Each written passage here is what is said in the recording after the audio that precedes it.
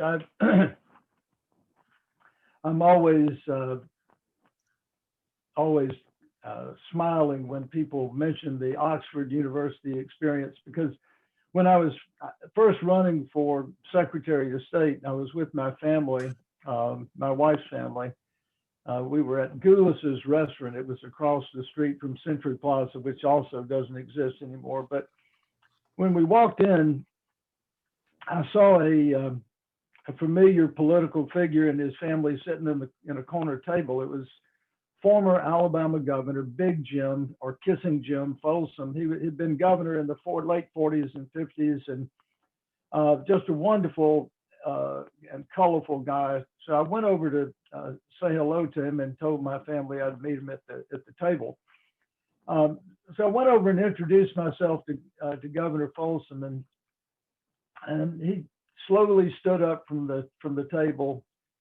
And they called him Big Jim for a reason. He was, I guess, 6'7". He was a big man, and he looked at me and he said, "Well, son, where did you go to school?" And so I told him I'd gone to public schools in Mobile and graduated from the University of Alabama as president of the Student Government Association, and had stayed out of school for a year and saved some money, went to Georgetown, was a Capitol Hill police officer for a while to make some money, and went on to study at Oxford University in England.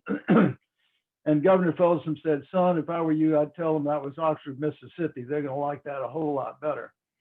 So with that, he looked at me from kind of head to toe and he said, "Siegelman." He said, "Siegelman, Siegelman." He said, "You know, when I was elected governor, they did a genealogical survey on me and found out I was descended from the Vikings." He said, "Siegelman," he said, "Son, are you Jewish?" I said, "No, sir, I'm Catholic." He said, "You ought to convert to Baptist before you run for politics in Alabama." So I was kind of anxious to get away and get back to my wife and her family. I said, "Governor, will you help me?" And he said, "Son, with a name like yours, you're going to need all the help you can get." So I had an interesting ride from Secretary of State to Attorney General, Lieutenant Governor, and Governor, as you have heard. I want to talk to you a little bit about politics and law. But as we go through this, I want you to be thinking about a couple of things. On January the 5th, 2010, David Savage, the legal correspondent for the Los Angeles Times, reported the following. He said, "Yesterday, President Obama's lawyer," that would be the Solicitor General, "argued to the United States Supreme Court," and I quote, "U.S. citizens do not have a constitutional right not to be framed." Think about it. The Solicitor General of the United States told the Supreme Court, U.S. citizens do not have a constitutional right not to be framed. That was in the case of two black men who had served 25 years in prison for a crime they clearly did not commit. They had been convicted on the basis of false evidence, false testimony. They had withheld exculpatory evidence, and they were suing for civil damages, and it had reached the United States Supreme Court. It's interesting to note that prosecutors get 99% of the indictments they seek. 99% of anything is pretty phenomenal. If you got 99% of the time at a casino in Mississippi, they would not let you back in the next time. There's a reason that prosecutors get 99% of the indictments they seek, and that is because the Supreme Court in 1976, in the case called Imbler, in a 5-4 decision, gave prosecutors total immunity from civil liability, so they cannot be sued for damages. So what the Solicitor General told the Supreme Court in 2010 was correct. prosecutors can and do willfully and knowingly present false evidence or false testimony or withhold exculpatory evidence in order to get an indictment or not, or to get a conviction. There have been over 1,500 exonerations in the United States in the last 20 years. I've lost track of how many, but I know well over 1,500. And 150 from inmates on death row, exonerated because of errors committed by the prosecution. In Alabama, the Equal Justice Initiative reported that in election years, judges in the past have overridden jury sentences of life in prison and imposed the death sentence in election years at a rate of 30%, whereas in off-year election, when it's an off year, the percentage was only 7%. So it increased from 7 to 30% in election years when judges would impose the death sentence over a jury verdict of life in prison.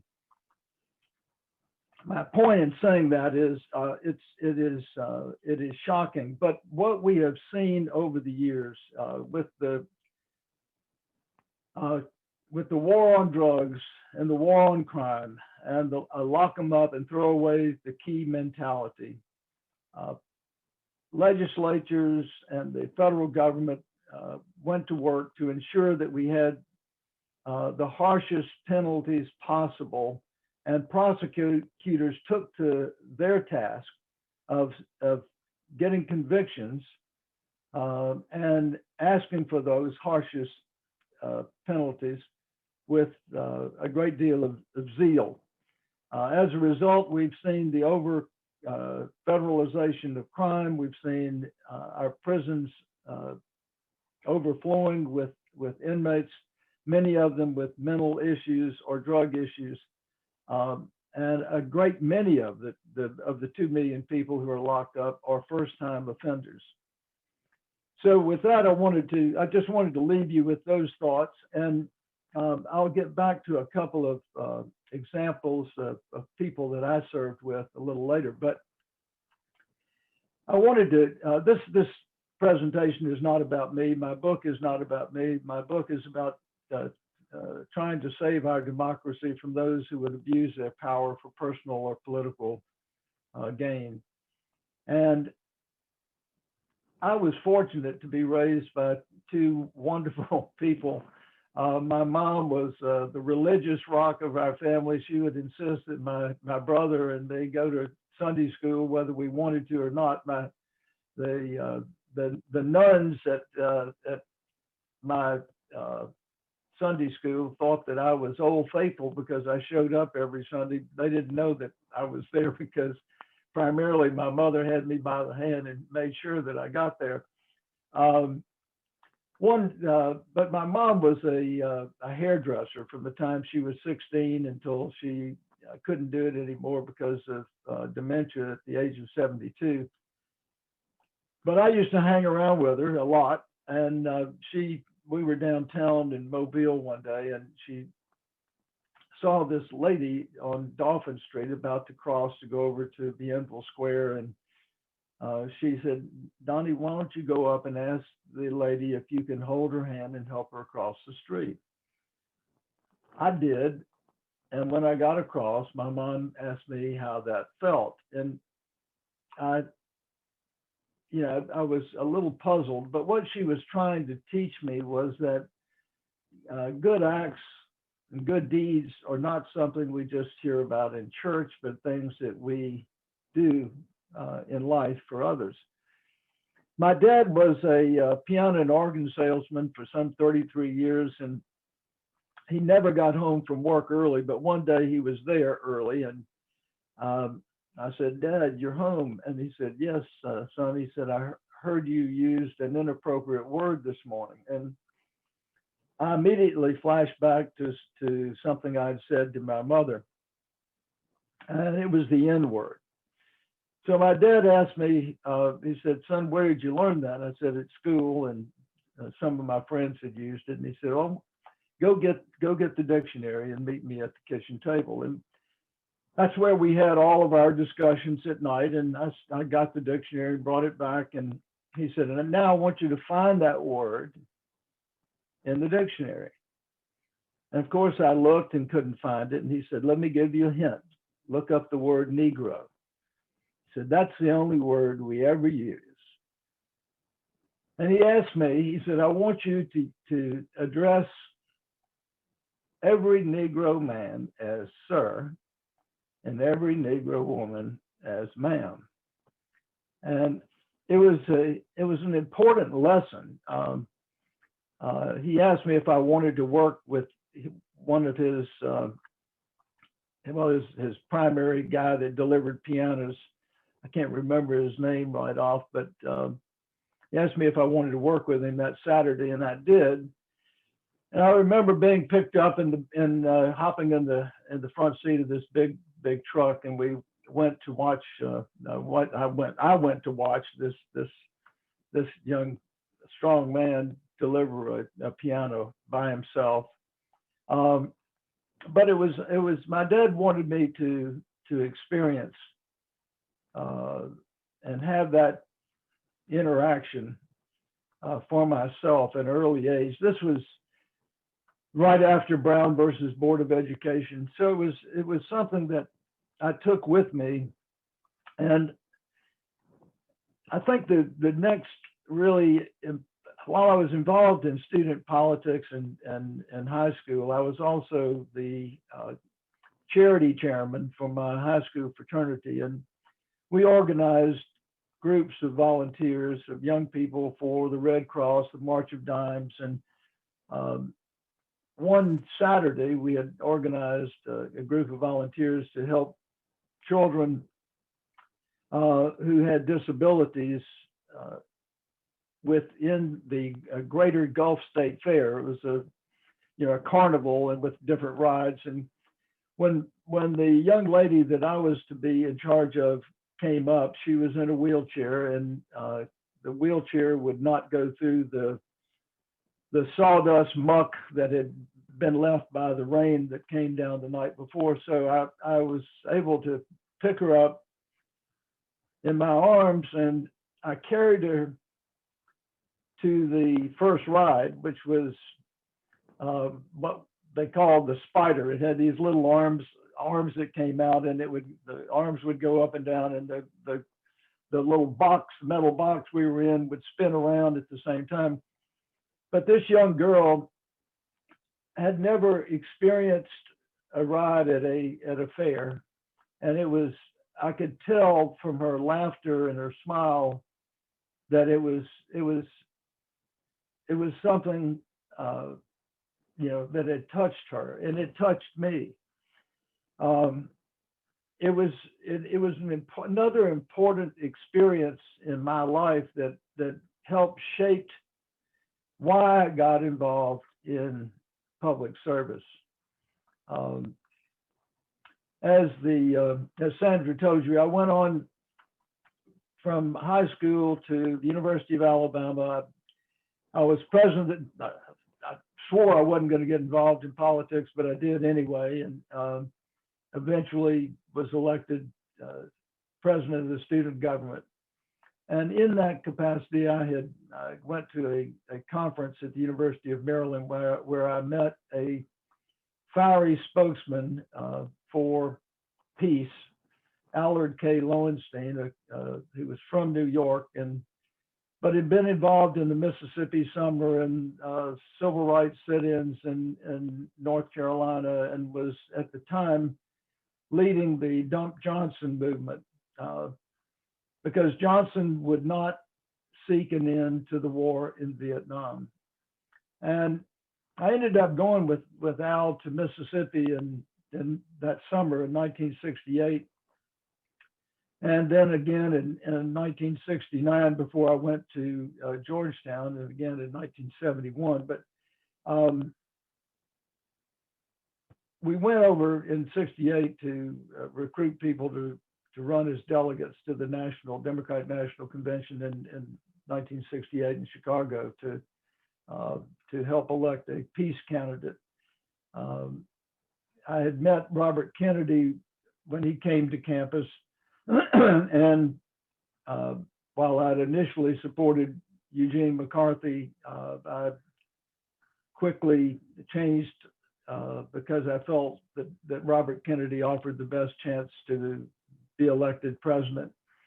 That was in February, I think, of 1968, and of course he was killed.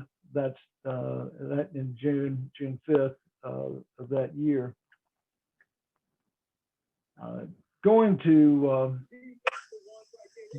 to Georgetown and then Oxford and back to Alabama, as you heard, I worked with Robert S. Vance Sr. when he was appointed federal judge by Jimmy Carter. Was when I ran for Secretary of State, then Attorney General, Lieutenant Governor, and Governor. Because I had a rather remarkable public service career, I had an opportunity as Secretary of State to expand voting rights for African Americans and for people with disabilities, making voting places accessible. We brailled ballots, put ballots on cassette.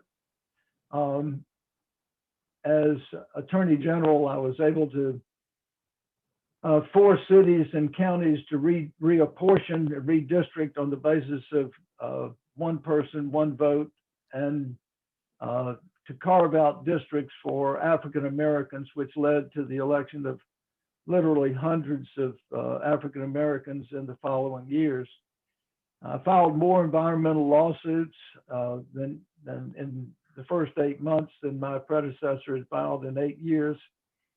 I was able to stop at-sea incineration. I opposed the use of dioxin, and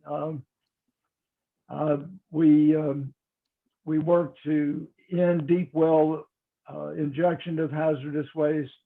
But anyway, it was a fun time. I worked for victims of crime, and as Lieutenant Governor, I was able to establish the Children's Health Initiative, the first CHIPS program in the United States, and pushed insurance companies to mandate that they cover the cost of mammograms and reconstructive surgery for women. I also worked to protect women and children from domestic abuse, both as Lieutenant Governor and Governor. As you heard, I brought in 5 automobile plants. We started over 1,000 new school construction projects, had the largest road and bridge program. And in March of 2001, the Kiplinger letter, which was the National Business Journal, wrote that if the Democrats were looking for a dark horse candidate that could win the South in the fashion of Jimmy Carter and Bill Clinton, that they needed to keep their eyes on Don Siegelman because of the success that I had in the state. As mentioned, I ran for re-election in 2002. I won the election the night of the election, and it wasn't that they found votes for Bob Riley. They simply subtracted 6,000 votes from my total. They declared the election at about 11 o'clock that night and declared that I had won, and not Baldwin County, but won enough votes in Baldwin County to win the election. Win re-election.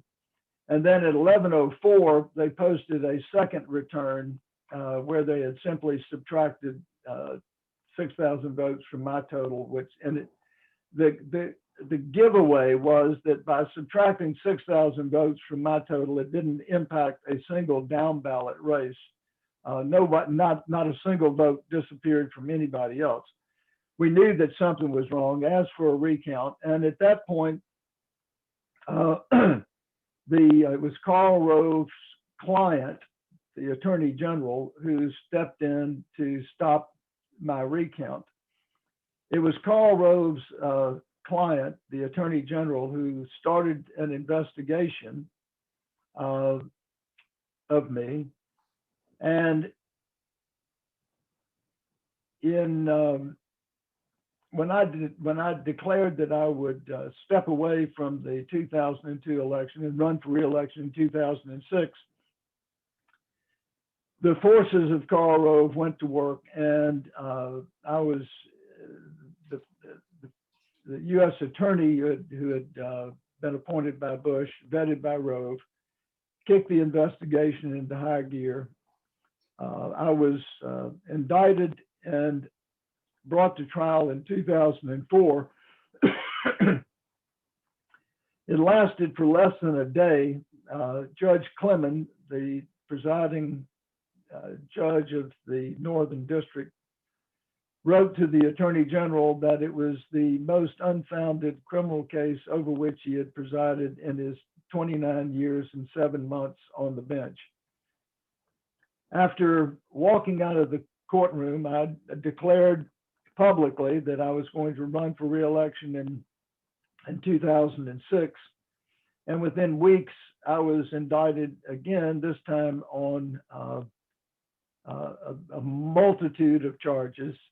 But it boiled down to a bribery charge involving a campaign contribution to the education lottery. I had run for governor on the basis of providing free college education to every child who stayed in school and stayed out of trouble and made their grades. And the forces of Rove entered into that picture as well. It was Jack Abramoff and Ralph Reed and Grover Norquist who funneled $20 million of Indian casino money into Alabama, both to defeat the lottery and to defeat me in 2002. The fingerprints of Karl Rove are well established on my case. There was sworn testimony by a Republican lawyer before the House Judiciary Committee that she was hired to try to find dirt on me, but in the process was a participant in a telephone conversation in which the husband of my the U.S. attorney who was my prosecutor said that he had gotten the Department of Justice to pursue me, that those people on the phone didn't need to worry about me running for re-election again because his wife, the U.S. attorney, and the U.S. attorney in the Northern District were going to, quote, take care of Siegelman. So it was after that the 2004 case was brought, and then again the indictment in 2005. I was brought to trial 1 month before my re-election by the wife, by the U.S. attorney who was the wife of Billy Canary, who was running Bob Riley's campaign. So here I am, I'm being brought to trial 1 month before my re-election by the U.S. attorney whose husband was running my opponent's campaign. Judge Fuller said that we could not expose any political ties to the prosecution, that we couldn't argue political motivation. So our hands were tied in terms of exposing to the jury what was going on.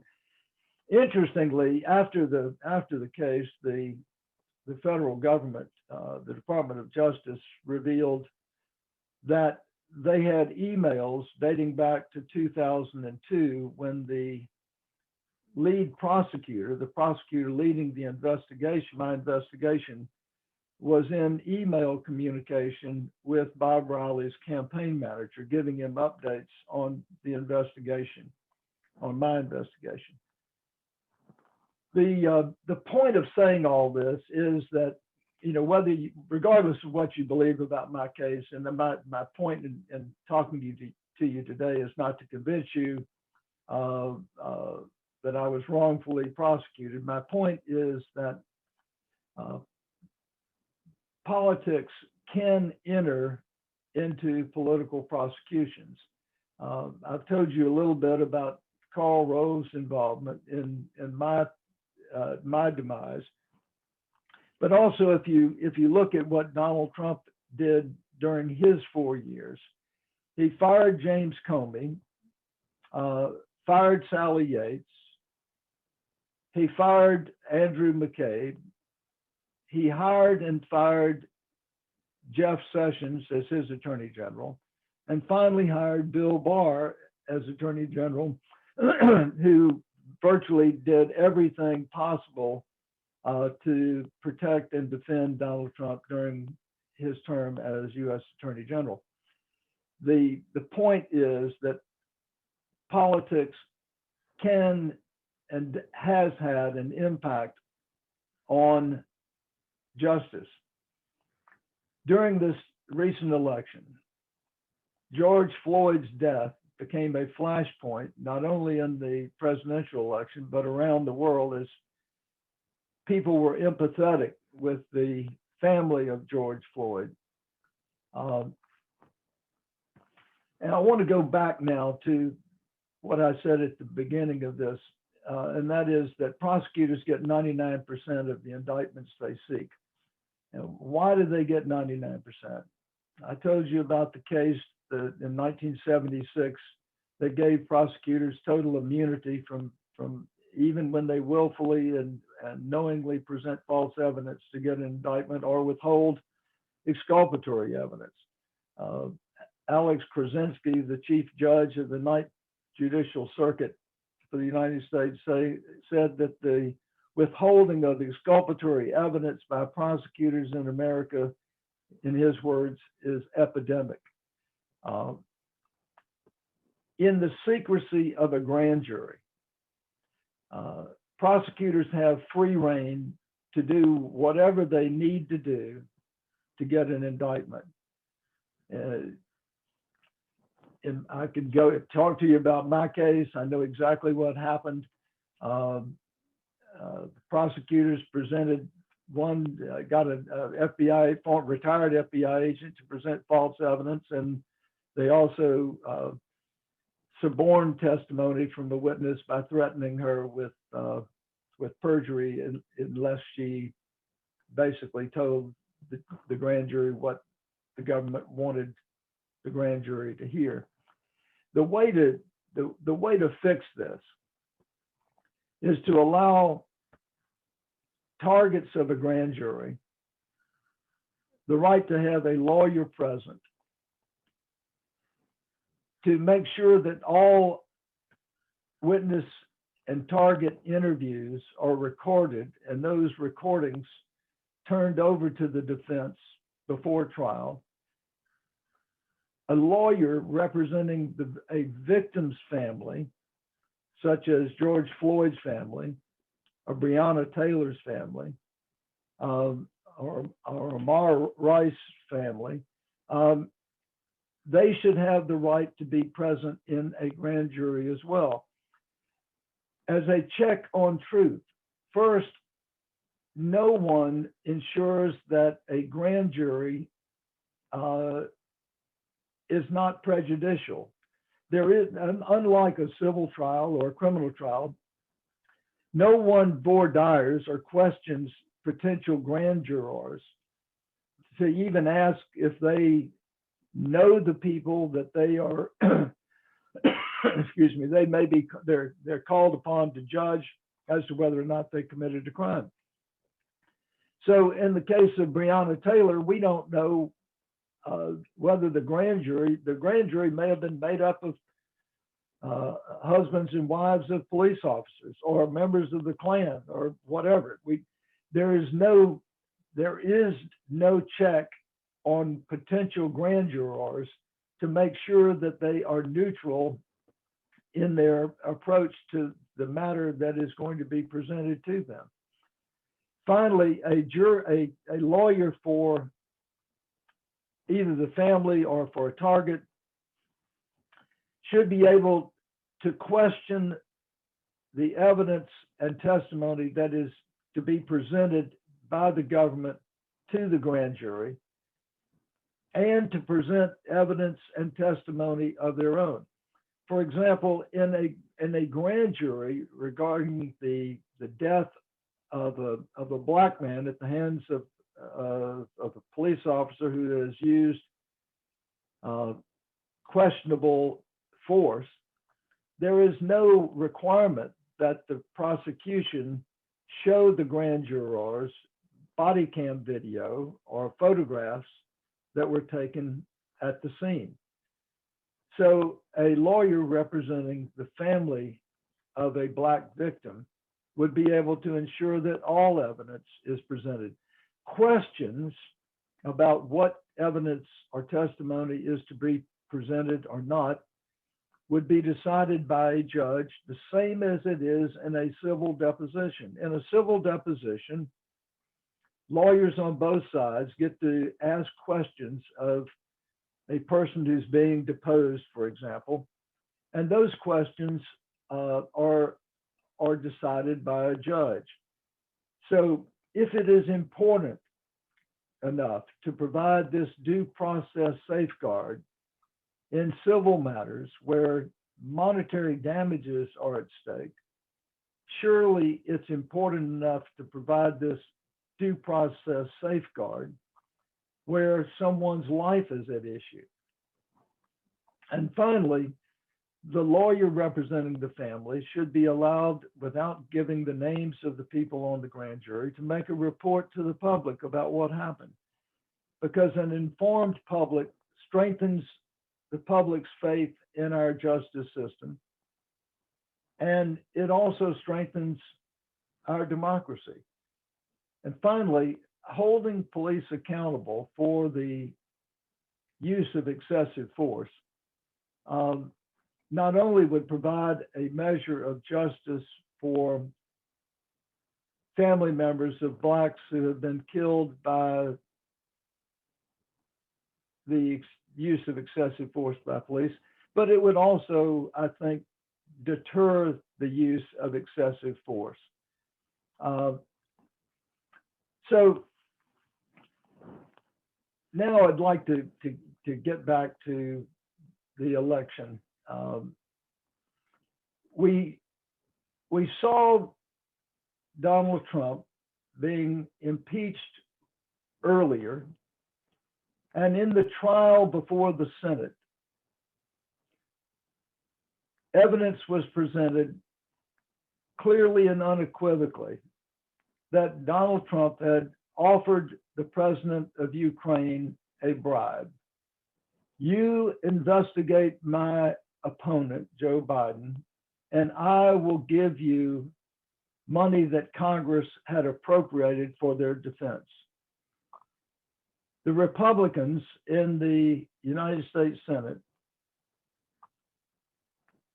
ignored the evidence, and Trump was acquitted of that misconduct.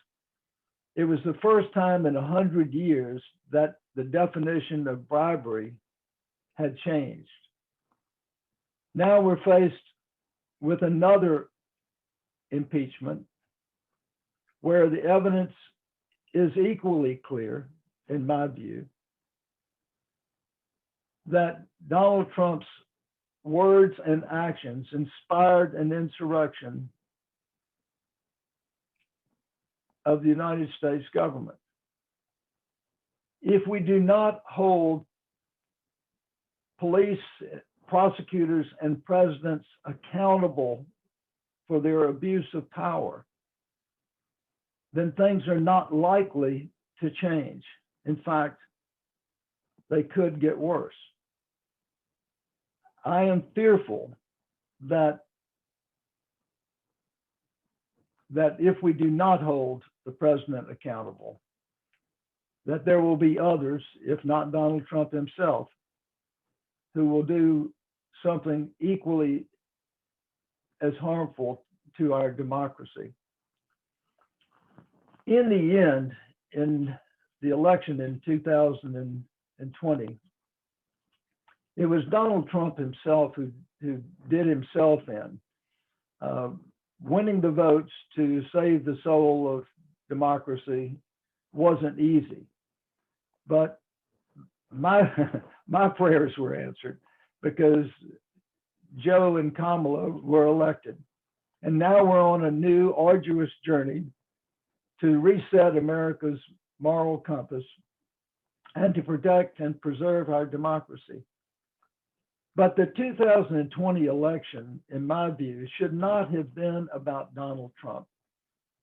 People didn't go to bed worried about Donald Trump. They went to bed worried about their children and their paying their bills and their mothers and fathers and whether they were going to be able to live out the remainder of their life without stressing over the cost of food and prescription drugs and a place to live. You know, we live in the richest country in the world, and no one, in my judgment, no one should go to bed hungry, homeless, or without health care, not the poor, not the disabled, not those people in prison. Our democracy should work for all of us. But those mothers and fathers know that their children's future depends on the education they get. And that's why I believe, and I hope our president believes, that every child should be able to reach their God-given potential through education. That means that every child should have the right to early childhood education.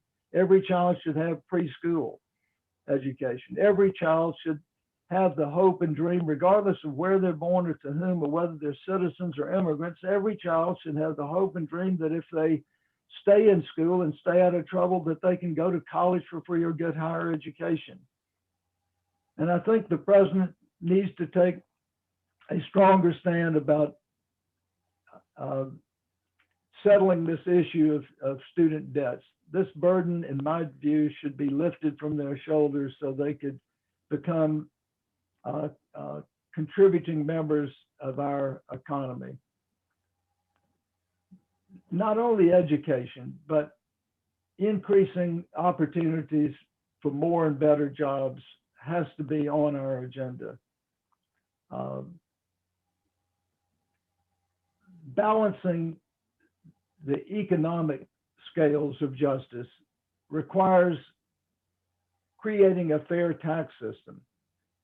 Something is clearly wrong when three families have wealth, a combined wealth equal to 50% of the rest of us.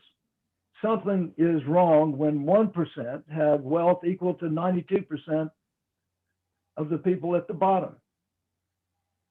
Something is wrong when large corporations, large profitable corporations, pay nothing in income tax while working families, struggling families, are virtually sucked dry by our tax system. The president needs to look for new industry, new jobs, new uses for renewable energy, and to end the use of pesticides so that we can save our planet from the climate catastrophe that we face. Investing in a 21st century infrastructure for clean air and clean water, and protecting waterways and building wastewater treatment plants will create new jobs that can put people to work and keep young people off the streets and teach them the value of work as well. We've now elected a president, I think, that we can respect, and one who respects the rights of women, understands history, understands the importance of the First Amendment and freedom of speech, and the importance of the press to protecting our democracy. Saving the soul of America means that we have to address equal justice, social justice, racial justice, environmental justice, and criminal justice reform. Something is wrong when we have 2 million people incarcerated, many of them, as I said, first-time offenders and nonviolent offenders. Something is wrong when those people enter prison without job skills and leave the same way. There's an opportunity to change the course of this country, and I hope and I pray that our new president and vice president sees every opportunity. But it can't be left just to them. As citizens, we all have to be involved. Thomas Jefferson said that the people can be trusted with their own government when they're well informed.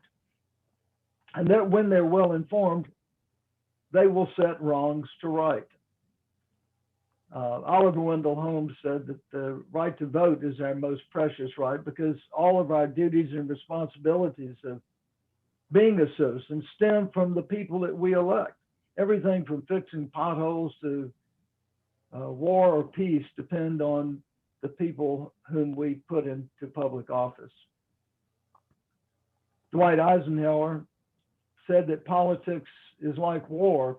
It's too important to be left just to the professionals. And I think what he meant was that each of us as voters have to carry our weight in our struggle for democracy. One final president, another Republican, someone that I liked, was Teddy Roosevelt, who was one of the founders of the Progressive Bull Moose Party.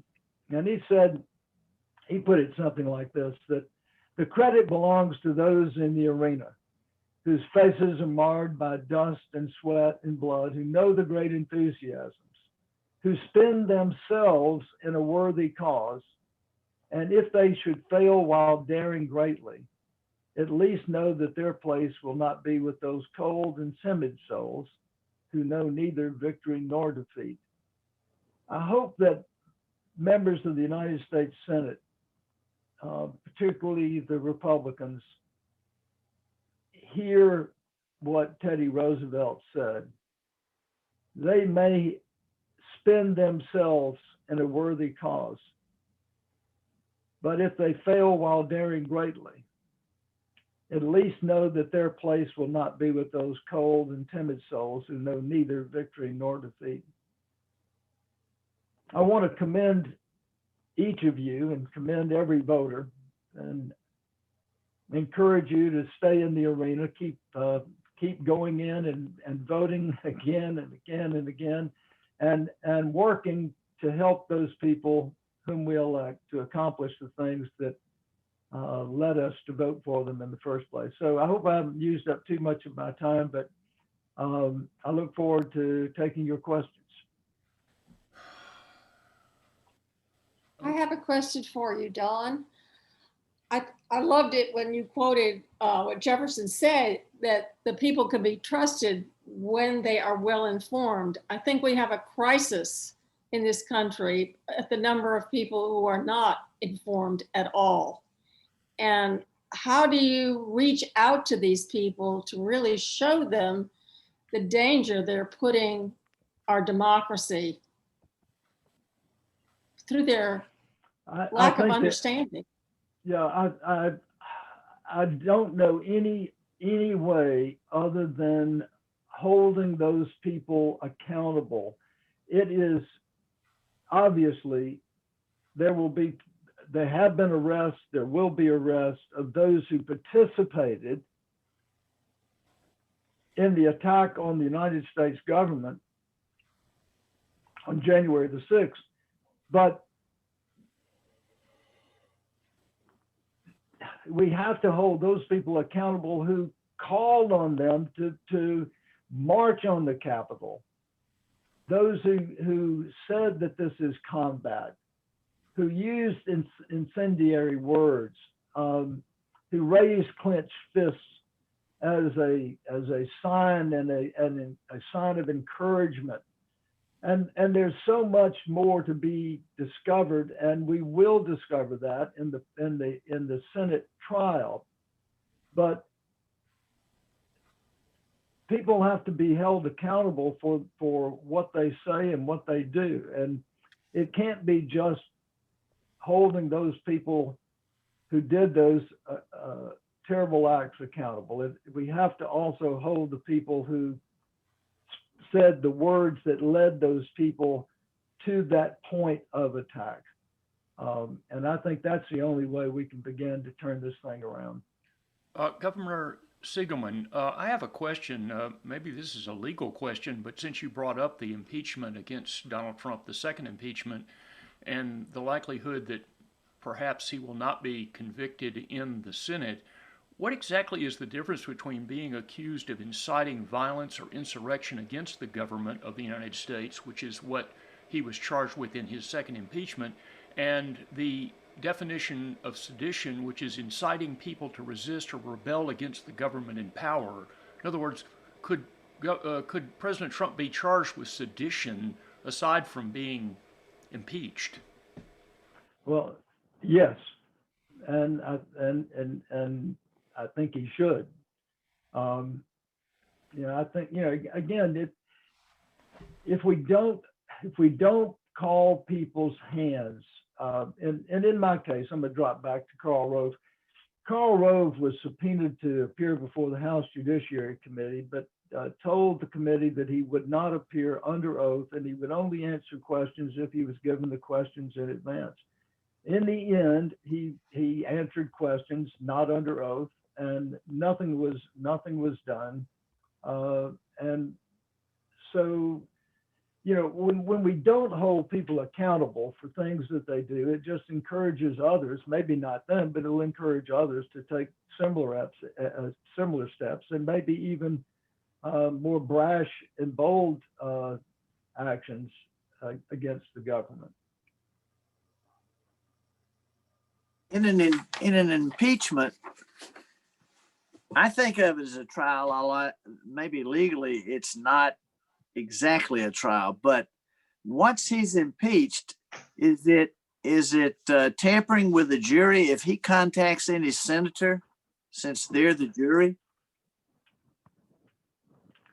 I don't know the answer to that, but I would think so. They are once they're sworn in as jurors, then I would think any attempt to sway them would be other than a public statement would I mean, if he contacts them directly, I think that would be an attempt to tampering with the juror. Governor Siegelman, I have a question, and it's going back to bribery. And in 2016, the governor of Virginia was tried for alleged bribery. And in that situation, the governor of Virginia received more than $175,000 in loans and gifts, a Rolex watch, vacations, partial payments for his daughter's wedding reception, the use of Ferrari, from somebody who wanted state universities to perform some tests on a dietary supplement that the company had developed. So anyway, the governor arranged meetings to connect this man with state officials. A lunch was thrown at the governor's mansion to launch the product, and he was allowed to shape at a mansion reception. So the governor used state facilities to help develop this dietary supplement and received personally a lot of favors in the situation with the alleged bribe between you and Squishy. The money did not go to you personally, and Squishy had been on the board already for 12 years, and there was no connection shown because the check that was given was not even given to him personally. So then what happened when this went to the Supreme Court is unanimously, the Supreme Court said, well, this is not a bribe. It may well be ugly and unacceptable, and we might not like it, but it wasn't a quid pro quo. So how does that impact on your situation? And would your outcome have been different if the case had been decided before? Oh, excuse me. My coffee went down the wrong way. Well, let me say that the definition of bribery in relation to a campaign contribution has been the same for decades, and it is the Supreme Court in the McCormick case in 1991 said that to cross the line from politics to crime in a bribery situation, in a situation involving a campaign contribution, that there had to be an express quid pro quo where the terms of the agreement are asserted. Well, in my case, there was no allegation or testimony of any kind of quid pro quo, much less an express quid pro quo. So how did I get convicted? Judge Fuller told the jury was hung twice. They couldn't reach a verdict. They came back and said, Judge, can a campaign contribution to a ballot initiative be considered a thing of value to the governor?